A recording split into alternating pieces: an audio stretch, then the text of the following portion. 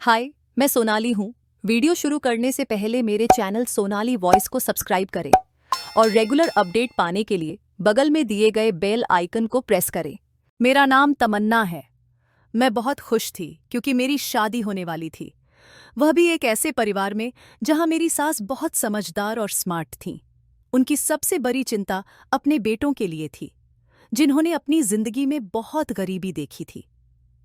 लेकिन जब मेरी सास की शादी हुई और वे अपने ससुराल आईं, तो उन्होंने मन में ठान लिया कि वे अपने बेटों के लिए ऐसी बहुएं लाएंगी जो गरीब परिवार से हों।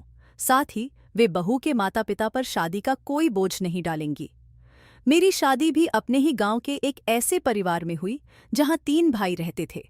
उनके पिता अब इस दुनिया में नहीं थे। मेरी सास की 2 बेटियां थीं जिनकी शादी हो चुकी थी।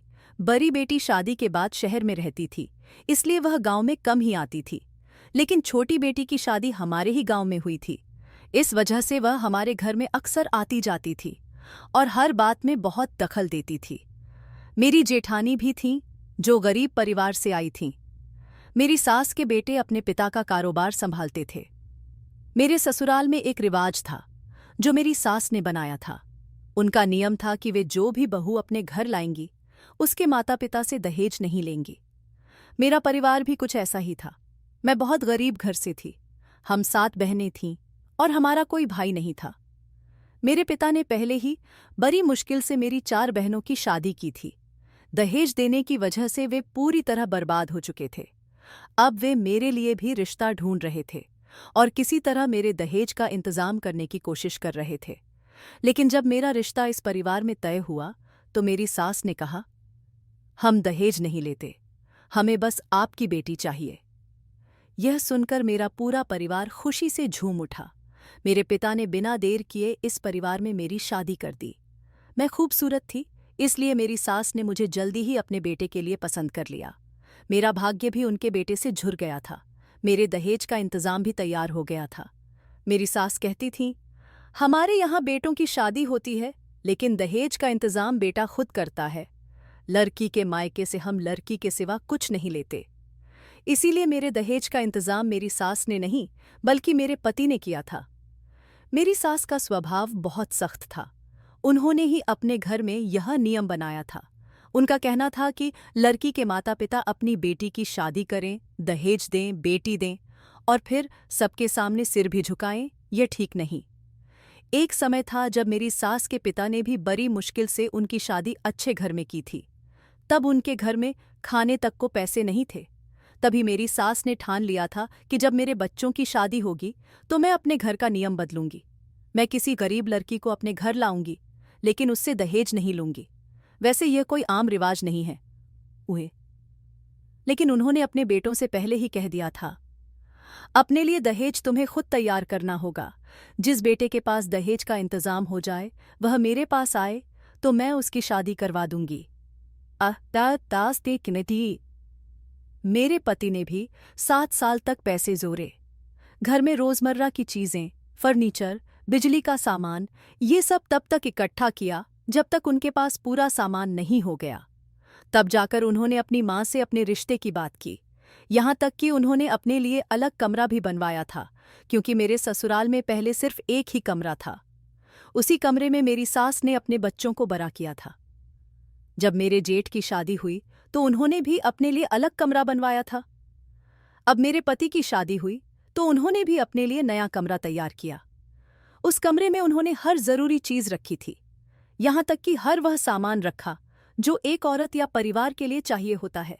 इसके बाद उन्होंने अपनी माँ से कहा, माँ, अब मैं शादी के लायक हो गया हूँ, आप मेरी शादी करवा दीजिए। मैंने अपनी शादी के लिए सारा इंतजाम कर लिया है। यहाँ तक कि शादी के खर्चे का बंदोबस्त भी मेरे पति ने खुद किया था। मेरे माता पिता की खुशी का ठिकाना नहीं था। उन्हें यकीन नहीं था कि उनकी बेटी का भाग्य इतना अच्छा होगा कि वह खाली हाथ विदा हो जाएगी और ससुराल भी इतना अच्छा मिलेगा, पति भी इतना अच्छा होगा। मेरे कुछ रिश्तेदारों को जब यह बात पता चली कि मेरी सास बिना दहेज के बहुओं को घर ला चुकी हैं, तो उन्होंने कहा, इसका कोई देवर नहीं है क्या? मेरे माता पिता ने उन्हें बताया, हाँ, एक देवर है, लेकिन वह अभी कुछ कमाता नहीं है। वह शहर से परकर आया है। जब वह कमाने लायक हो जाएगा तभी उसकी शादी होगी। मेरा एक ही देवर था। मेरे पास एक जेठ और एक जेठानी थी। मेरी जेठानी की 2 बेटियां थीं। मेरे जेठ का नाम राहुल था, मेरे पति का नाम राहुल था और मेरे देवर का नाम गौरव था। हमारे गांव में कहीं भी स्कूल नहीं था, इसीलिए यहां जो लोग पढ़ना चाहते थे वे शहर जाकर पढ़ाई करते थे। मेरा देवर भी पढ़ा लिखा था। उसने शहर से बीए पूरा किया था। अभी उसका कोई काम नहीं था, क्योंकि मेरी शादी से 1 महीने पहले ही उसकी पढ़ाई पूरी हुई थी। उसकी उम्र मेरे पति से सिर्फ 1 साल कम थी। वह भी शादी करना चाहता था, लेकिन मेरी सास अभी उसकी शादी नहीं करवाना चाहती थी। जब मेरी शादी को 2-3 महीने बीत गए तो मैंने अपनी सास से कहा, अगर गौरव शादी करना चाहता है तो आप उसकी शादी क्यों नहीं करवा देती। इस पर मेरी सास और जेठानी हंसने लगी। उन्होंने कहा, बेटी, अभी वह पढ़ाई करके आया है, पहले उसे कोई अच्छी नौकरी मिल जाए, फिर मैं उसकी शादी करवा दूंगी। जब हम यह बात कर रहे थे तो मेरा देवर वहीं मौजूद था। उसने अपनी माँ से कहा, माँ, मैं कल ही शहर जा रहा हूं और कोई नौकरी ढूंढूंगा। मेरी सास ने कहा, बेटा, अभी तुम्हारी पढ़ाई पूरी हुई है, तुम शहर में रहकर पढ़ाई करके आए हो, अब नौकरी भी शहर में ही करना चाहते हो? इसकी जरूरत नहीं है, यहीं कोई काम ढूंढो। यह सुनकर मेरे देवर ने जवाब दिया, माँ, मुझे यहां अच्छी नौकरी नहीं मिलेगी, मैं इतना पढ़ा लिखा हूं, मैं शहर में ही नौकरी करना चाहता हूं। मेरा देवर जिद करने लगा तो मजबूरी में मेरी सास ने उसे शहर में नौकरी करने की इजाजत दे दी। इस बार जब वह 1 महीने बाद शहर से लौटा तो अच्छे खासे पैसे कमा कर लाया। मेरी सास ने उससे पूछा, तुम इतने पैसे कमाने लगे हो, शहर में ऐसा कौन सा काम कर रहे हो? उसने बताया, माँ, मैं शहर में मेहंदी लगाता हूँ, वहां बाजार में मेरी एक दुकान है जहां मुझे अच्छे पैसे मिल जाते हैं। यह सुनकर मैं हैरान रह गई। मुझे अपने देवर की बात सुनकर याद आया कि जब मेरी शादी हुई थी तो उसे मेरी मेहंदी पसंद नहीं आई थी। वह मेरी मेहंदी में कमियां निकाल रहा था। मेरे देवर की शक्ल सूरत बहुत अच्छी थी। वह देखने में भी बहुत सुंदर था। उसकी आंखें बड़ी बड़ी थीं, नाक एकदम सीधी थी और रंग बिल्कुल गोरा था। वह अपने दोनों भाइयों से बहुत अलग था। मेरी सास ने बताया था कि वह अपने पिता की तरह दिखता है, जबकि मेरे पति और जेठ अपनी माँ की तरह थे। सचमुच मेरा देवर बहुत सुंदर था। जब से मैं शादी करके इस घर में आई थी, मुझे किसी चीज़ की कोई तकलीफ नहीं हुई थी। मैं बहुत खुश थी। मेरी जेठानी का हाल भी कुछ ऐसा ही था। वह न तो अपने पति की बुराई करती थी, न ही सास की। सब लोग अपनी अपनी जिंदगी में खुश थे। दिन इसी तरह गुजरते जा रहे थे। कुछ दिनों बाद मुझे पता चला कि मैं माँ बनने वाली हूँ। यह खबर जब घरवालों को पता चली तो सब बहुत खुश हुए। इसी तरह दिन बीतते गए और मैंने एक बेटी को जन्म दिया। बेटी का चेहरा देखकर मेरी सास ज्यादा खुश नहीं हुई, लेकिन नाराज भी नहीं थी। शायद उन्हें मुझसे बेटे की उम्मीद थी। फिर दूसरी बार भी जब मुझे माँ बनने की खुशी हुई तो मैंने फिर से एक बेटी को जन्म दिया। इस तरह घर में 4 बेटियां हो गईं, 2 मेरी जेठानी की और 2 मेरी। इस बार भी मेरी सास ज्यादा खुश नहीं हुई। हाँ, मेरे पति खुश थे। फिर इसी तरह समय बीतता गया और मेरी तीसरी बेटी भी हो गई। अब मेरे पति और सास के चेहरों पर सख्ती साफ दिखने लगी थी। उन्हें अपनी बेटियों से नफरत नहीं थी। वे मेरी बेटियों से बहुत प्यार करते थे, उनका ख्याल भी रखते थे। बहुत ज्यादा नहीं, लेकिन प्यार तो करते ही थे। मेरी जेठानी की बेटियों को भी ऐसा ही प्यार मिलता था, पर दिल ही दिल में मेरी सास की एक ख्वाहिश थी कि उनकी कोई बहू उन्हें पोते का मुंह दिखा दे। उनकी जुबान पर हम दोनों बहुओं के लिए बस एक ही बात रहती थी, काश बेटा पैदा हो जाता तो अच्छा होता। इस पर मेरे जेठ कहते थे, यह सब इन दोनों के हाथ में तो नहीं है। मेरी जेठानी की बेटियों के जन्म के समय भी मेरी सास ने कुछ ऐसी ही बात कही थी। अभी तक इस घर में बेटे का कोई नामो निशान नहीं था, यहां तक कि मैं चौथी बार फिर से गर्भवती हुई। मुझे लग रहा था कि इस बार भी बेटी ही होगी। हर औरत को अपनी हालत से पता चल जाता है कि क्या होने वाला है। मेरी हर बार तबीयत वैसे ही खराब हुई थी और इस बार भी वही हाल था। हमारे गांव की औरतें कहती थीं कि जब बेटी होने वाली होती है तो औरत का वजन बढ़ाए खत्ता के अपकपाती यह जाता है, और जब बेटा होने वाला होता है तो तबीयत खराब रहती है, चेहरे पर मुहासे निकलते हैं और कमजोरी लगती है। लेकिन मेरे साथ ऐसा नहीं था। जब मेरी बेटियां जन्म लेने वाली होती थीं तो मैं सेहतमंद हो जाती थी। इस बार भी ऐसा ही हो रहा था। मैं बहुत परेशान थी। मेरी जेठानी ने तो अपनी नसबंदी करवा ली थी। उनका कहना था अब और बच्चे नहीं चाहिए, इसलिए उनके बच्चे नहीं हुए। अब वे अपनी दोनों बेटियों पर ही ध्यान देती थीं।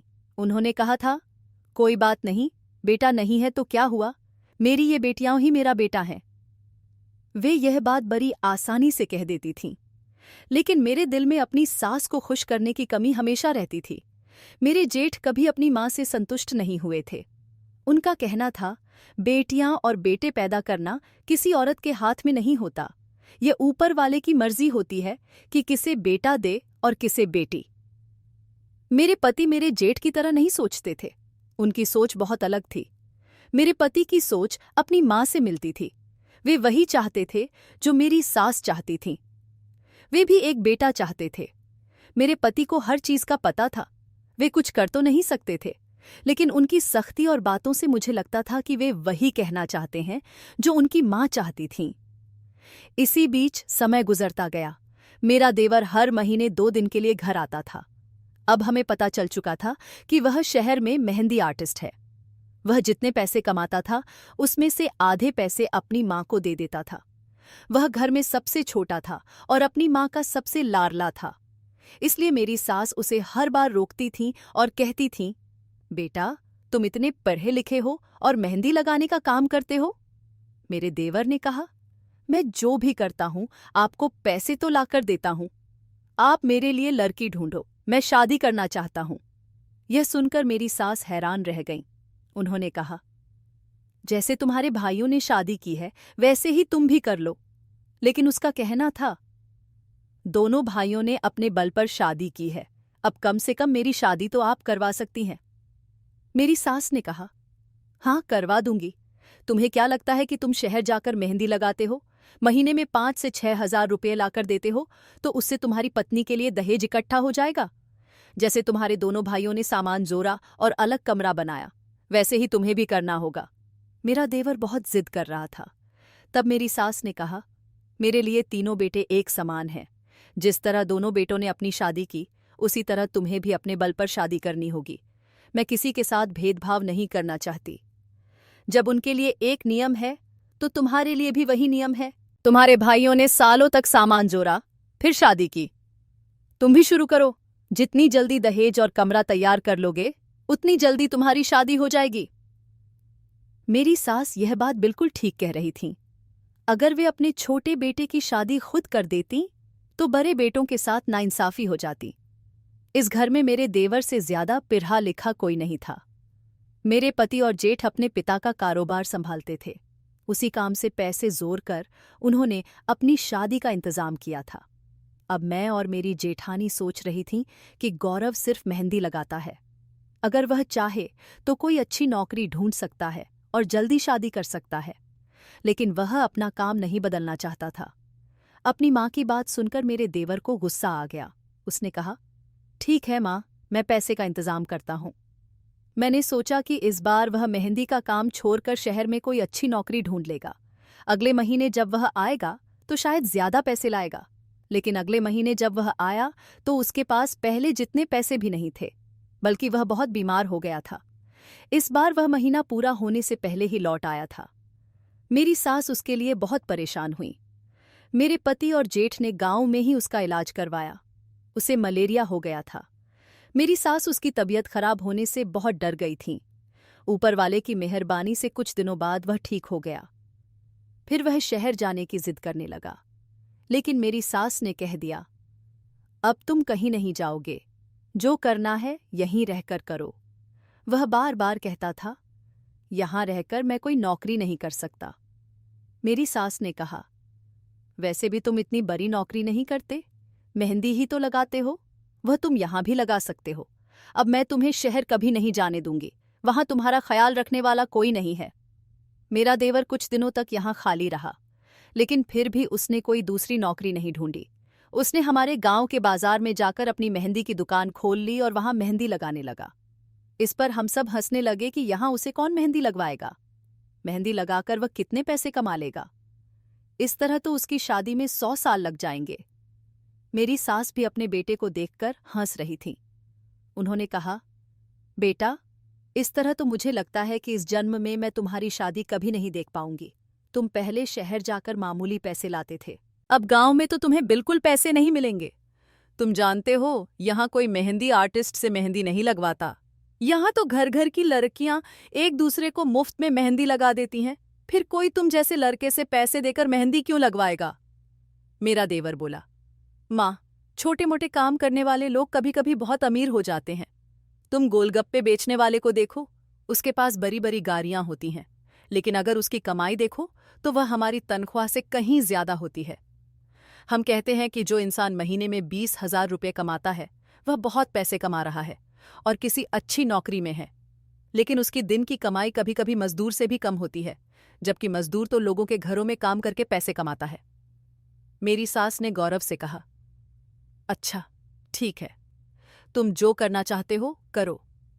तुम्हारी शादी तभी होगी जब तुम अपने लिए सब कुछ खुद तैयार कर लोगे। मेरे देवर ने अपना काम जारी रखा। वह गांव के बाजार में जाकर अपनी छोटी सी दुकान बनाता था। एक कुर्सी और टेबल रखकर वहां मेहंदी लगाने का काम शुरू कर देता था। शुरू शुरू में उसके पास बहुत कम पैसे आते थे, लेकिन धीरे धीरे वह बहुत मशहूर हो गया। वह हर लड़की को मेहंदी लगाने लगा। वैसे देखा जाए तो उसका काम इतना बुरा भी नहीं था। वह बहुत सुंदर मेहंदी लगाता था और बहुत तेजी से काम करता था। यही उसका शौक था। लेकिन मुझे यह शौक थोड़ा अजीब लगता था, क्योंकि मेहंदी ज्यादातर लड़कियां ही लगाती हैं। एक दिन ऐसा हुआ कि उसने गांव की एक शादीशुदा औरत को मेहंदी लगाई जो बांझ थी। उसके यहाँ 7 साल से बच्चा नहीं हुआ था। मेहंदी लगवाने के बाद उसे खबर मिली कि वह मां बनने वाली है। उस औरत ने कहा, मैंने इस लड़के से मेहंदी लगवाई, तभी मुझे मां बनने की खबर मिली। इस तरह बात फैल गई कि गौरव जिस बांझ औरत को मेहंदी लगाता है उसे संतान की खुशी मिलती है, और वह भी बेटे के रूप में। मुझे लगा कि यह सब बेकार की बातें हैं, ऐसा कुछ नहीं होता। लेकिन हर दूसरे तीसरे घर से यही बात सुनाई देने लगी कि जिस महीने मेरे देवर से कोई मेहंदी लगवाता है उसी महीने उसे मां बनने की खुशी मिल जाती है। मेरे यहाँ भी बच्चा होने वाला था, क्योंकि मैं चौथी बार गर्भवती थी। जब आखिरी समय आया तो मैंने फिर से एक बेटी को जन्म दिया।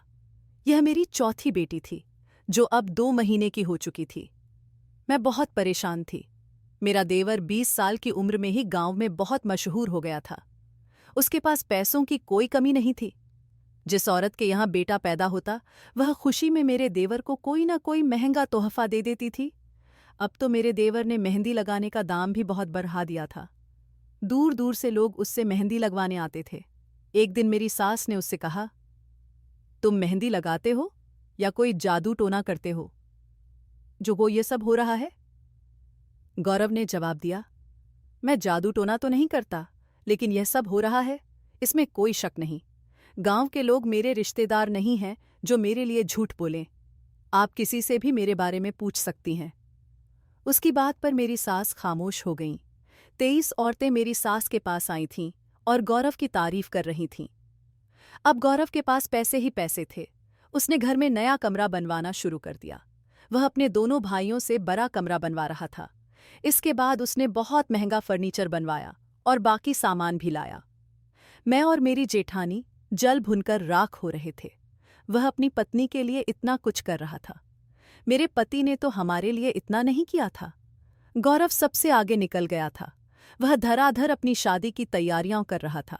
उसने इतना सामान जमा कर लिया था जितना हमारे पतियों ने हमारे लिए भी नहीं किया था। एक दिन मैंने मजाक में अपने देवर से कहा, अब तो तुम्हारी शादी हो जाएगी।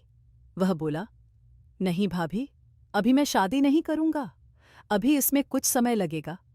मैंने तो अभी आधा सामान ही जमा किया है, मुझे अभी और सामान इकट्ठा करना है, उसके बाद ही शादी करूंगा। आपको पता है, मुझे अभी बिजली का सामान भी खरीदना है। मैं अपने बाथरूम में गीजर लगवाऊंगा ताकि सर्दियों में मेरी पत्नी को गर्म पानी मिले। गर्मियों के लिए कमरे में एसी लगवाऊंगा ताकि उसे गर्मी न लगे। यह सुनकर मैं और मेरी जेठानी हैरान रह गए। हमने अपने पतियों से कहा, आपने तो हमारे लिए इतना अच्छा इंतजाम नहीं किया जितना गौरव अपनी पत्नी के लिए कर रहा है। वे भी हैरान थे कि उनका भाई सिर्फ मेहंदी लगाकर इतने पैसे कमा रहा है। मेरी सास अब अपने सबसे छोटे बेटे को पहले से भी ज्यादा प्यार करने लगी थी। उसकी शादी अभी नहीं हुई थी, इसलिए वह अपने ज्यादातर पैसे अपनी माँ को दे देता था। सब उससे अपने अपने मतलब निकालते थे। सब उसे कुछ न कुछ करवाना चाहते थे, लेकिन मेरा मतलब बहुत आसान और साधारण था। मैंने सोच लिया था कि जो वह दूसरों के घर में बेटा पैदा करवा सकता है, वह मेरे घर में क्यों नहीं करवा सकता। मैंने ठान लिया कि मैं भी उससे अपने हाथों पर मेहंदी लगवाऊंगी और बेटे को जन्म दूंगी। अब तक जितनी भी शादीशुदा औरतों के लिए उसने मेहंदी लगाई थी, उन्होंने बेटे ही पैदा किए थे। मैं बांझ तो नहीं थी, लेकिन मेरे पास 4 बेटियां थीं। इसी वजह से मुझे बहुत शर्मिंदगी महसूस होती थी। सबसे ज्यादा शर्मिंदगी तब होती थी जब मेरे पति भी अपनी मां की बातें दोहराते थे। इसलिए मुझे यह कदम उठाना था। वह जो दूसरों के लिए कर रहा था, वही मेरे लिए भी तो कर सकता था। मैं उसकी भाभी थी। मेरे लिए यह काम करना उसका पहला कर्तव्य था। पहले मैंने सोचा कि अपने पति से इजाजत ले लूं। मैंने जैसे ही उन्हें बताया, वे बोले, वह लोगों को बेवकूफ बना रहा है। ऐसा कैसे हो सकता है कि उसकी मेहंदी से कोई औरत बेटा पैदा करे? मुझे लगता है वह लोगों को ठग रहा है और लोग ठगे जा रहे हैं। तुम्हें उसकी बातों में नहीं आना चाहिए। उससे कोई मदद लेने की जरूरत नहीं है। लेकिन मेरा दिल नहीं माना। मुझे लगा कि मेरे पति को अपने भाई की कामयाबी से जलन हो रही है, इसलिए वे ऐसा बोल रहे हैं। मैं अपने देवर से अपना काम करवाकर ही रहूंगी। मुझे उससे बात करनी होगी। मैं उससे कहूंगी कि वह मेरे पति को कुछ न बताए और चुपचाप मेरा काम कर दे। इतना तो वह मेरे लिए कर ही सकता था। मैं बाजार में अपने देवर के पास गई। पेन्ने तीऊपिट ने अपने हाथ आगे बढ़ाते हुए कहा, गौरव, मेरे हाथों पर भी मेहंदी लगा दो। मेरे दूसरे हाथ में बेसन के लड्डू थे जो मैं उसके लिए बनाकर लाई थी। मुझे लगा कि वह इनसे खुश होकर मेरी बात मान लेगा। मेरे हाथ देखकर वह हैरान रह गया। उसने मुझसे बातें की और मेरे बनाए लड्डू भी खा लिए। लेकिन थोड़ी देर बात करने के बाद मैंने उसे सब कुछ बता दिया कि मैं किस इरादे से मेहंदी लगवाना चाहती हूं। मैंने कहा, गौरव, तुम सब जानते हो, मेरी 4 बेटियां हैं और जेठानी के पास भी 2 बेटियां हैं। घर में इतनी पोतियां होने से तुम्हारी मां भी नाराज होती हैं और तुम्हारे भैया भी बेटे की चाहत रखते हैं। प्लीज, जो काम तुम दूसरों के लिए करते हो, क्या वह मेरे लिए नहीं करोगे? मेरी बात सुनकर वह खामोश हो गया। मैंने कहा, तुम मेरे हाथों पर मेहंदी लगा दोगे ना? मुझे लगा कि वह तुरंत हां कह देगा, लेकिन उसने साफ मना कर दिया। उसने कहा, भाभी, मैं आपके हाथों पर मेहंदी नहीं लगा सकता। आपके लिए मैं ऐसा नहीं कर सकता। मैंने कहा, तुम ये क्या कह रहे हो? इसका मतलब जो लोग तुम्हें पैसे देते हैं उनका काम तुम फटाफट कर देते हो? तुम फिक्र मत करो, मैं भी तुम्हें पैसे दूंगी। जितने पैसे तुम कहोगे उतने दूंगी। तुम्हारे भैया मुझे जो पैसे देते हैं उसमें से मैं हर महीने कुछ बचा लेती हूं। मैंने बहुत पैसे जोड़ लिए हैं ताकि बुरे वक्त में काम आए। तुम चाहो तो सारे पैसे तुम्हें दे दूंगी। मुझे बेटा मिल जाए, फिर मुझे और कुछ नहीं चाहिए। मैं उससे हाथ जोड़कर विनती करने लगी। मुझे ऐसा नहीं करना चाहिए था। मैं उसकी बड़ी भाभी थी। मेरा काम करना उसका फर्ज था, लेकिन उसने मेरी बात नहीं मानी। वह मुझसे बार बार विनती करवाता रहा और कहता रहा, नहीं भाभी, मैं आपके लिए मेहंदी नहीं लगा सकता। मुझे माफ कर दीजिए। मुझे किसी इम्तिहान में मत डालिए। अगर आपने मुझे बार बार परेशान किया तो मैं ये बात भैया को बता दूंगा। उसकी बात सुनकर मैं डर गई। मुझे गुस्सा भी आया कि वह मुझे अपने भैया से डांट खिलवाना चाहता है। फिर मैंने हार कर कहा, अच्छा ठीक है, जो तुम्हें ठीक लगे वही करो। मेरे हाथों पर मेहंदी मत लगाओ। मैं तुम्हारे पास बड़ी उम्मीदों के साथ आई थी, लेकिन तुमने मेरे साथ अच्छा नहीं किया। वह मेरी बात पर खामोश रहा और नजरें झुकाकर बैठा रहा। मैं वहां से रोती हुई वापस आ गई, क्योंकि उसने मेरे साथ अच्छा नहीं किया। किसी ने मुझे उसके कमरे से निकलते नहीं देखा था, लेकिन मैं बहुत उदास थी। मुझे लगा कि मेरा देवर ही मेरी आखिरी उम्मीद है। तभी मेरे दिमाग में एक तरकीब आई। मैंने जल्दी से अपने आंसू पोंछे। मैंने सोचा कि जो काम सीधे तरीके से नहीं हो रहा, उसे घुमाकर तो किया जा सकता है। वैसे भी मैं कोई गलत काम तो नहीं कर रही थी। मैंने सीधे तरीके से कोशिश की थी, अपने देवर से विनती की थी। लेकिन जब वह नहीं माना तो अब मैं क्या कर सकती थी। अब मुझे वही रास्ता ठीक लगा जो मैंने सोचा था। मैंने ठान लिया कि जब वह बाजार में अपनी दुकान पर मेहंदी लगाने जाता है तो वहां बहुत सी औरतें मेहंदी लगवाने आती हैं। मैं भी अपना चेहरा छुपाकर उसकी दुकान पर पहुंच जाऊंगी। इससे उसे पता ही नहीं चलेगा कि मेहंदी लगवाने उसकी भाभी आई है। मुझे बहुत डर लग रहा था कि अगर मेरे पति को पता चल गया तो वे मुझे बहुत डांटेंगे। वे वैसे भी ज्यादातर अपनी माँ की बात सुनते थे। इन दोनों भाइयों ने कभी पढ़ाई नहीं की थी, इसलिए उनकी समझ बहुत कम थी। यह उनके पिता का कारोबार था जिसे दोनों भाई मिलकर चला रहे थे, वरना इनके पास कुछ भी नहीं होता। अगले दिन मैंने अपनी अलमारी से एक दुपट्टा निकाला, ऐसा दुपट्टा जो बिल्कुल नया था और जिसे मैंने कभी नहीं पहना था। मैंने अपने कपड़े भी बदल लिए, ऐसे कपड़े पहने जो मैंने पहली बार इस्तेमाल किए थे, ताकि कोई मुझे कपड़ों से न पहचान सके। मैंने दुपट्टे से अपना चेहरा अच्छे से ढक लिया और घर से नजर बचाकर अपने देवर की दुकान पर मेहंदी लगवाने चली गई। वहां और भी औरतें मेहंदी लगवाने के लिए बैठी थीं। वह एक एक करके सबकी मेहंदी बड़ी तेजी से लगा रहा था। जैसे ही मेरा नंबर आया, मैं उसके सामने बैठ गई और अपने हाथ आगे कर दिए। उसकी नज़र नीचे की ओर थी। वह मेहंदी लगाने में बहुत व्यस्त था। जल्दी जल्दी सबकी मेहंदी लगाकर पैसे ले रहा था और अपनी जेब में डाल रहा था। उसने मेरे हाथों पर भी बहुत सुंदर मेहंदी लगाई। वह मुझे नहीं पहचान सका कि मैं उसकी भाभी हूं। फिर मैं चुपचाप घर वापस आ गई। मैं नहीं चाहती थी कि किसी को पता चले कि मैंने अपने देवर से मेहंदी लगवाई है। इसलिए मैंने कई दिनों तक अपने हाथ घर वालों से छुपाए रखे। कोई काम करती तो फौरन अपने हाथ दुपट्टे में छुपा लेती थी। ज्यादातर अपने कमरे में ही रहती थी। मैं इसमें कामयाब रही। यह सब करते हुए मुझे बहुत डर लगता था, क्योंकि अपने ही घर वालों से हाथ छुपाना आसान नहीं था। लेकिन ऊपर वाले की मेहरबानी से सब ठीक हो गया। मेरे हाथों पर मेहंदी बहुत अच्छे से रच गई थी। दिन गुजरते गए। कुछ दिनों बाद मेहंदी का रंग भी उतर गया। लेकिन जैसे ही मेहंदी का रंग उतरा, मुझे फिर से मां बनने की खुशी मिली। इस खबर ने मेरे होश उड़ा दिए। मैं खुशी से सबको बताना चाहती थी कि यह सब उसी वजह से हुआ है, लेकिन फिर सोचा कि लोग पूछेंगे, तुमने यह सब कैसे करवाया? इसलिए मैंने किसी को कुछ नहीं बताया। मैं मन ही मन बहुत खुश थी। इस बार गर्भावस्था में मेरी तबीयत बहुत खराब थी। इससे मैंने अंदाजा लगा लिया कि इस बार मुझे बेटा ही होगा। बेटियों के समय मेरी तबीयत इतनी खराब नहीं होती थी। मैंने सुना था कि तबीयत खराब हो तो बेटा पैदा होता है। मेरे साथ वही सब लक्षण थे जो बेटे के जन्म के समय होते हैं। मेरी सास को भी इसका अंदाजा हो गया था। उनके दिल में उम्मीद जाग उठी थी। वे मेरा बहुत ख्याल रखने लगीं।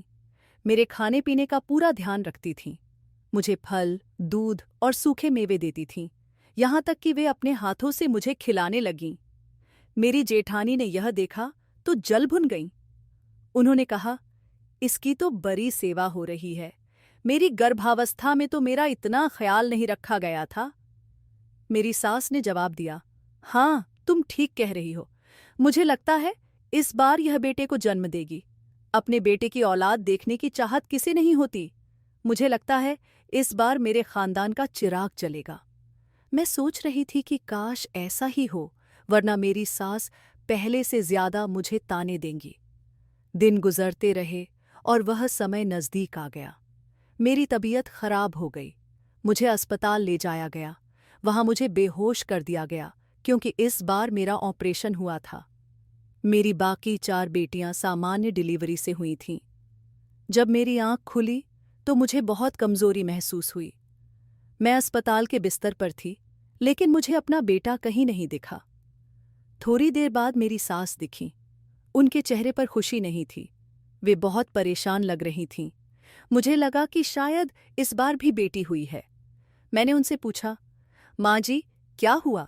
आप इतनी परेशान क्यों लग रही हैं? उन्होंने कहा, कुछ नहीं। मैंने फिर पूछा, बेटा हुआ है या बेटी? वे बड़ी उदासी से बोलीं, बेटा हुआ है। मैं हैरान रह गई। बेटे की खबर सुनकर उन्हें खुशी से उछलना चाहिए था, लेकिन वे उदास थीं। मैंने कहा, माँ जी, इस बार तो बेटा हुआ है, आप खुश क्यों नहीं हैं? मेरी आंखों में खुशी के आंसू थे। उन्होंने मेरी खुशी देखकर कहा, तुमने बिल्कुल ठीक नहीं किया। तुम्हें ऐसा नहीं करना चाहिए था। तुम हमारे परिवार की बहू हो, लेकिन तुमने अपने ही परिवार में ऐसा कर दिया। यह कहकर वे चुप हो गईं। मुझे उनकी बात समझ नहीं आई। मैंने कहा, आप यह क्या कह रही हैं? मुझे कुछ समझ नहीं आ रहा। मुझे लगा कि कहीं उन्हें मेहंदी वाली बात पता तो नहीं चल गई, लेकिन अगर मैंने ऐसा किया भी था तो इसमें बुराई क्या थी? मैंने कोई चोरी या डाकैती तो नहीं की थी। इससे तो उन्हें पोता भी मिल गया था। लेकिन मुझे लग रहा था कि बात कुछ और है। 3 दिन बाद मुझे अस्पताल से छुट्टी मिल गई। इन 3 दिनों में मेरा पति एक बार भी मेरे सामने नहीं आया। मुझे मेरा बेटा भी नहीं दिखाया गया, क्योंकि मैं खुद को संभालने की हालत में नहीं थी। मैं बहुत कमजोर हो गई थी। जब मैं घर आई तो देखा कि मेरे पति घर पर थे और उनके पास मेरा बेटा था। मैंने उनकी ओर देखकर कहा, आपको बहुत खुशी हुई होगी। अपने बेटे को देखिए, हमारा परिवार अब पूरा हो गया। ऊपर वाले ने हमें बेटा दे दिया। लेकिन मेरे पति ने कुछ ऐसा कहा जिसे सुनकर मुझे अपने कानों पर यकीन नहीं हुआ। उन्होंने कहा, तुमने मेरे साथ अच्छा नहीं किया। मैं तुम्हें तलाक दे दूंगा। मुझे तुमसे ऐसी उम्मीद नहीं थी कि तुम मेरे साथ ऐसा करोगी। तभी तो तुम उसकी इतनी तारीफ करती थीं और उसके आगे पीछे घूमती थीं। उस दिन मैंने तुम्हें उसके कमरे में बेसन के लड्डू ले जाते हुए भी देखा था। फिर भी मैंने कुछ नहीं कहा। तुमने मुझे बहुत बड़ा धोखा दिया। 4 बेटियों की मां होकर भी तुम्हें ऐसा करते हुए शर्म नहीं आई। मैंने तुमसे प्यार में कोई कमी नहीं छोड़ी थी। मैं तुम्हें कभी माफ नहीं करूंगा। यह अपना बेटा अपने पास रखो। यह मेरा बेटा नहीं है। मेरे घर से चली जाओ। मैं तुम्हारी शक्ल भी नहीं देखना चाहता। उनके मुंह से ऐसी बातें सुनकर मैं सन्न रह गई। मेरे पति मुझे तलाक देना चाहते थे। वे मुझे घर से निकाल रहे थे। मैं सोच में पड़ गई कि आखिर उन्हें क्या पता चल गया जिसकी वजह से वे मेरे साथ ऐसा कर रहे थे। अगर उन्हें मेरे देवर से मेहंदी लगवाने की बात पता भी चल गई थी तो यह इतनी बड़ी बात नहीं थी कि वे मुझे तलाक दे दें। उन्होंने कहा, इस घर में दोबारा कभी मत आना। तुम मेरे दिल से उतर चुकी हो। यहां से निकल जाओ। लेकिन मैं वहीं खड़ी रो रही थी और हैरानी से सबको देख रही थी। मैंने अभी तक अपने बेटे को नहीं देखा था। उन्होंने एक झटके से मेरा बेटा मेरी गोद में दे दिया और बोले, इसे भी अपने साथ ले जाओ। जैसे ही मेरी नज़र अपने बेटे के चेहरे पर पड़ी, मेरे पैरों तले जमीन खिसक गई। मैं उसे आंखें फाड़ कर देख रही थी। उसकी आंखें बड़ी बड़ी थीं, नाक एकदम सीधी थी और वह बहुत गोरा था। उसका रंग रूप और चेहरा बिल्कुल मेरे देवर जैसा था। ये लोग समझ रहे थे कि यह बेटा मेरे देवर का है। मैंने सबको मेहंदी वाली बात बता दी थी, लेकिन मेरी बात पर किसी को यकीन नहीं हुआ। मेरे देवर को भी सब बहुत डांट रहे थे। उसकी अच्छी खासी क्लास लग चुकी थी। उसने सबको बताया, जो आप लोग सोच रहे हैं वैसा कुछ भी नहीं है। जो मैं करता हूं उसमें भी ऐसा कुछ नहीं होता। मैं तो बस लोगों की मेहंदी लगाता हूं। मैंने कुछ लोगों को पैसे देकर यह झूठ बोलने को कहा था। गांव की कुछ औरतों को मैंने पैसे दिए थे ताकि वे घर घर जाकर मेरी तारीफ करें। वैसे भी कोई बात फैलानी हो तो एक औरत को बता दो, फिर वह दूसरी औरत को बताती है, तीसरी को, और देखते देखते बात पूरे गांव में फैल जाती है। दरअसल हुआ यह था कि जब मैं शहर में मेहंदी लगाता था तो वहां मैं अकेला नहीं था। कई लड़के औरतों और लड़कियों की मेहंदी लगाते थे। इसलिए मैं ज्यादा पैसे नहीं कमा पाता था। जितनी मेहंदी लगाता उतने ही पैसे मिलते। कोई पक्की तनख्वाह नहीं थी। जब मैं गांव आया तो माँ ने कहा कि शादी के लिए मुझे खुद इंतजाम करना होगा, लेकिन मेरे पास इतने पैसे नहीं थे। माँ मुझे शहर भी नहीं जाने दे रही थी, क्योंकि वहां मैं मेहंदी लगाकर थोड़े बहुत पैसे कमा रहा था। फिर मैंने गांव के बाजार में मेहंदी की दुकान खोली, लेकिन कोई मेहंदी लगवाने नहीं आता था। एक दिन सरपंच की बेटी मेरे पास आई। उसने कहा, मैं आपको कई दिनों से ढूंढ रही हूं। मुझे आपसे मेहंदी लगवानी थी। जिस शहर में आप मेहंदी लगाते थे वहां मेरी एक सहेली रहती है। उसने आपसे मेहंदी लगवाई थी और उसे बहुत पसंद आई थी। उसे पता चला कि आप मेरे गांव के हैं, तो उसने मुझे फ़ोन करके कहा कि मैं शहर जाकर आपसे मेहंदी लगवाऊं। फिर मुझे पता चला कि आप शहर में नहीं हैं। वैसे भी मेरे पिता मुझे शहर नहीं भेजना चाहते थे। जब मुझे पता चला कि आप यहाँ हैं तो मैं आपको ढूंढ रही थी। मुझे आपके घर का पता भी नहीं मिल रहा था। अब पता चला कि आप यहाँ दुकान खोलकर बैठे हैं।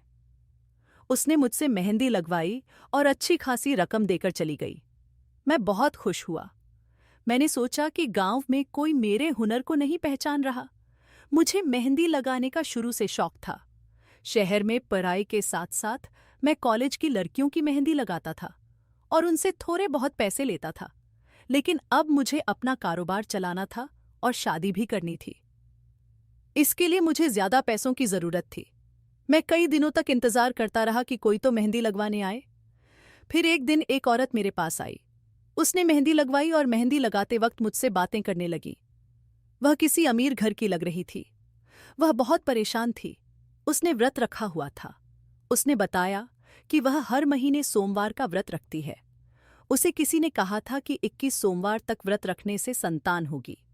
उसने मुझे यह भी बताया कि उसकी सास ने उसका जीना मुश्किल कर दिया था।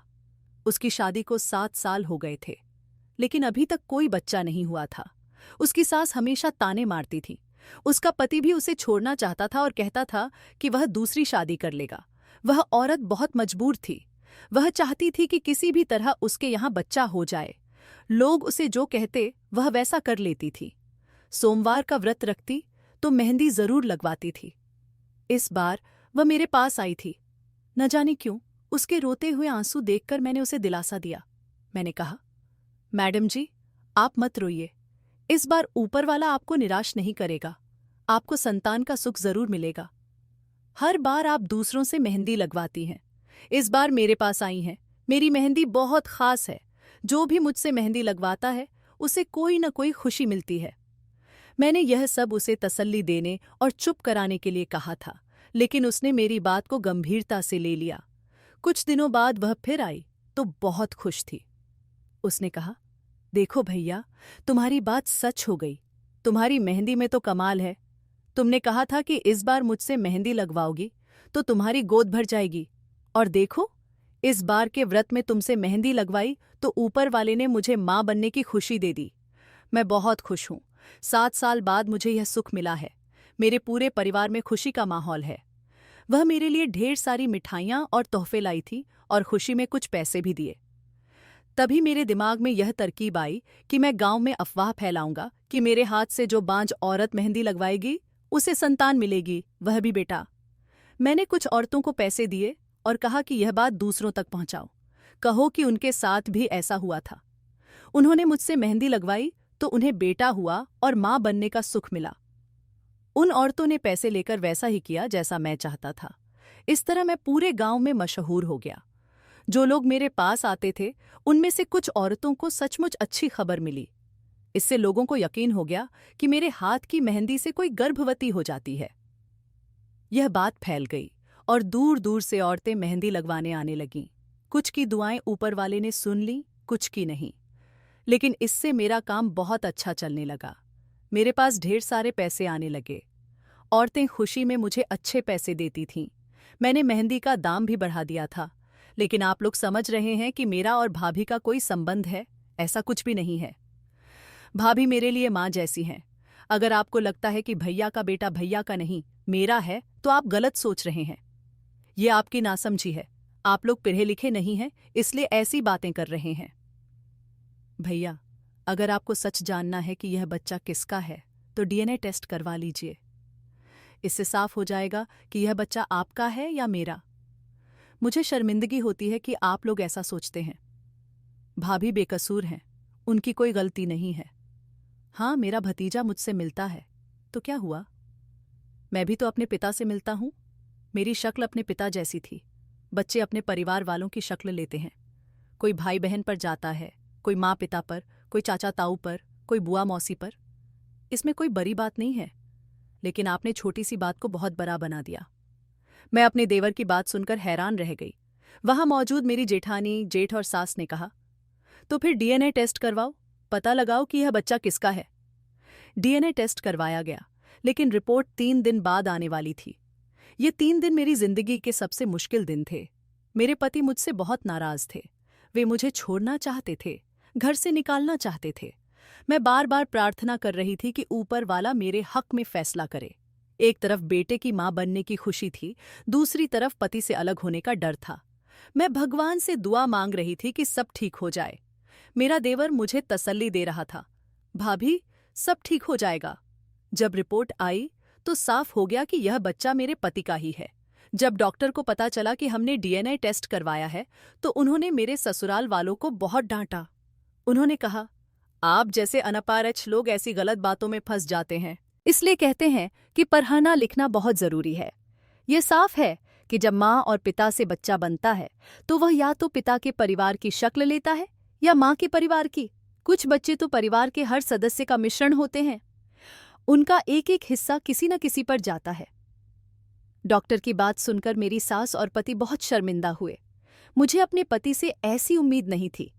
मैंने उनसे कह दिया, अगर आप मुझे छोड़ना चाहते हैं तो ठीक है, मैं यहां से चली जाऊंगी। लेकिन मेरे पति ने मुझसे माफी मांगी। वे बोले, मुझे माफ कर दो, मैं गलतफहमी में आ गया था। मेरी सास भी बहुत शर्मिंदा थी। अपने घर को बचाने के लिए मैंने उन्हें माफ कर दिया। गलती तो किसी से भी हो सकती है। मैं अपने देवर की भी शुक्रगुजार थी, जिसने सबके दिमाग में यह बात डाली, जिससे सच सामने आ गया। मेरा देवर आज भी मेहंदी लगाता है और ऊपर वाले की मेहरबानी से उसका काम बहुत अच्छा चल रहा है। कहते हैं कि इंसान के लिए पढ़ाई बहुत जरूरी है। जो लोग पढ़ते लिखते नहीं, वे नासमझी में ऐसे काम कर देते हैं जिनका उन्हें पता भी नहीं होता। वे जो देखते हैं उसी पर यकीन कर लेते हैं। दोस्तों, मुझे उम्मीद है कि आपको हमारी कहानी पसंद आई होगी।